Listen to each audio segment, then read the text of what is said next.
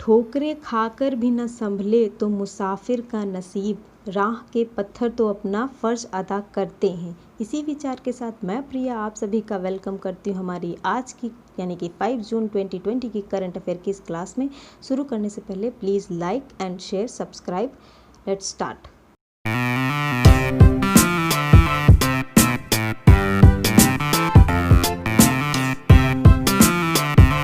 तो शुरू करते हैं हमारे प्रीवियस डे के क्वेश्चन ऑफ द डे से। हमारा क्वेश्चन था who has approved the increase in the MSP.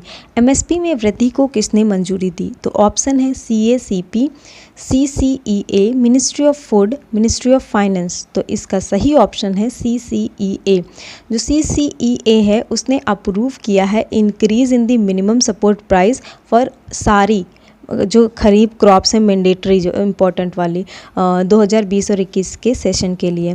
जो इकोनॉमिक अफेयर अनाउंस किया है कि जितनी भी क्रॉप्स हैं तो सोइंग सेशन के बिगिनिंग में तो उनका जो प्राइस है वो बेस्ड होगा recommendation of the commission for agriculture cost and price यानी कि CACP।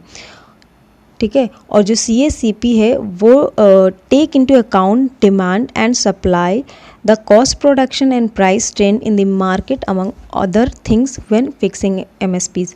बढ़ते हैं नेक्स्ट क्वेश्चन की तरफ। Who appointed the delimitation commission. परिसीमन आयोग कौन नियुक्त करता है? ऑप्शन है President of India, Vice President of India, Lok Sabha speaker, Prime Minister of India. तो इसका सही ऑप्शन है प्रेसिडेंट ऑफ इंडिया। तो प्रेसिडेंट ऑफ इंडिया जो है वो अपॉइंट करता है डिलिमिटेशन कमीशन और जो है ये वर्क करती है कोलैबोरेट करके इलेक्शन कमीशन ऑफ इंडिया के साथ। इसका मतलब होता है एक्ट और प्रोसेस ऑफ फिक्सिंग लिमिट्स और boundaries of territorial constituencies in country to represent change in population. और डिलिमिटेशन कमीशन एक्ट जो है वो इनैक्ट किया गया था 1952 में और ये प्रोवाइड करती है equal representation to equal segment of population. और ये ऑल्सो देखती है कि फेयर डिवीज़न हो जोग्राफिकल एरियाज़ का ताकि कोई भी पॉलिटिकल पार्टी जो है एडवांटेज ना उठा सके एक दूसरे पर इलेक्शंस में। बढ़ते हैं नेक्स्ट क्वेश्चन की तरफ। हमारा नेक्स्ट क्वेश्चन है with whom India signed a MOU for the environment protection. किसके साथ भारत ने पर्यावरण संरक्षण के लिए समझौता ज्ञापन पर हस्ताक्षर किए हैं? ऑप्शन है नेपाल, चाइना, भूटान, बांग्लादेश। तो इसका सही ऑप्शन है भूटान। तो यूनियन कैबिनेट ने साइन किया है एक memorandum of understanding with Bhutan और जो कि कॉपरेट करके वर्क करेंगे environment protection and management of the natural resources. और ये MOU जो है वो साइंड हुआ है मीटिंग में प्राइम मिनिस्टर के द्वारा चेयर की गई मीटिंग में। और जो ये मेमोरेंडम है वो कवर करेगा air waste, chemical management, climate change and other areas. और ये 10 साल तक लागू होगा साइन की हुई डेट से। बढ़ते हैं नेक्स्ट क्वेश्चन की तरफ। हमारा नेक्स्ट क्वेश्चन है national statistical office comes under which of the following ministry. राष्ट्रीय सांख्यिकी कार्यालय निम्नलिखित में से किस मंत्रालय के अंतर्गत आता है? ऑप्शन है ministry of commerce, ministry of finance, ministry of statics and programme implementation, ministry of home affairs. तो इसका सही ऑप्शन है ऑप्शन C। तो जो सेंट्रल स्टैटिकल एजेंसी है वो government mandated under the statistical service act 1980। ठीक है, तो 1980 में बनी थी और ये आती है ministry of statics and programme implementation के अंतर्गत और ये प्रोवाइड करती है स्टैटिकल इंफॉर्मेशन सर्विस जो कि गवर्नमेंट को मतलब हेल्प कर सके आगे पॉलिसीज़ को फॉर्मुलेट करने में। और इसकी जो सर्विसेज हैं उसमें इंक्लूड है collecting, compiling and disseminating official statical information. हमारा नेक्स्ट क्वेश्चन है which of the following countries are not part of G7 summit.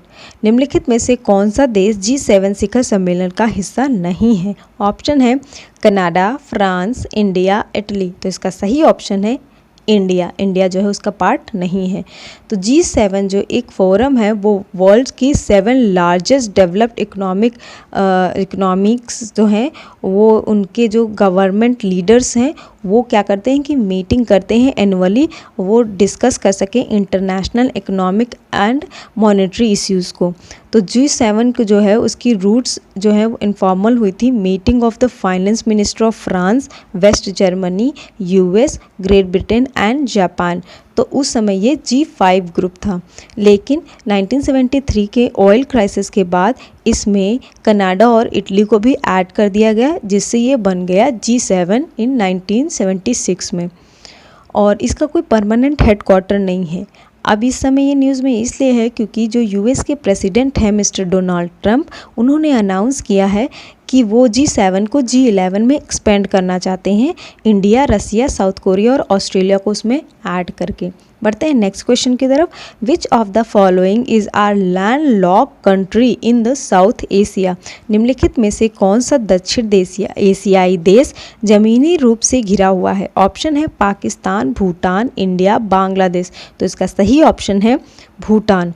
तो जो भूटान है उसका बॉर्डर जो है तिब्बत ऑटोनॉमस रीजन है चाइना का नॉर्थ की तरफ, चुम्बी वैली तिब्बत की, China and Sikkim and West Bengal जो है वो वेस्ट की तरफ इससे घिरा हुआ है, और आसाम, वेस्ट बंगाल और अरुणाचल प्रदेश साउथ की तरफ से and east south and east की तरफ से। तो भूटान जो जियोपॉलिटिकली साउथ एशिया कंट्री है, और इसका जो रीजन है वो ये इस रीजन की सेकेंड लीस्ट पॉपुलस नेशन है मालदीव के बाद, और थिम्पू जो है वो इसकी कैपिटल है।